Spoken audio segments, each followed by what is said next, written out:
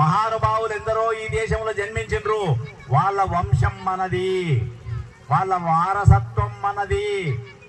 అందుకు మనమందరం కలిసి ఉందాం అని విజయదశమి రోజు 5-6 మంది పిల్లలతోనే ఆర్ఎస్ఎస్ రాష్ట్రీయ స్వయం సేవక సంఘాన్ని స్థాపించినప్పుడు ఆ ఊర్లో ఉన్నోళ్ళు, నాగపూర్లో ఉన్నోళ్ళు అన్నారు, ఈ ఎడ్గేవారు పాగల్ బంద్ గయా, ఈయనకేం తెలియదు, ఏం చెయ్యలేడు అన్నారు.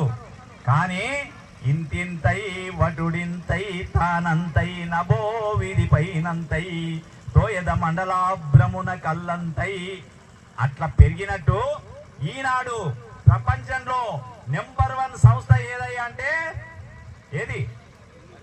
ఆర్ఎస్ఎస్. ఎక్కువ మంది సభ్యులున్న సంస్థ ఏదయ్యా అంటే ఆర్ఎస్ఎస్. ఎక్కువ సేవా కార్యక్రమాలు చేస్తున్న సంస్థ ఏదయ్యా అంటే ఆర్ఎస్ఎస్. దేశభక్తి కలిగిన సంస్థ ఏదయ్యా అంటే ఆర్ఎస్ఎస్. ఇవన్నింటిని ఎట్లా సాధ్యమైంది?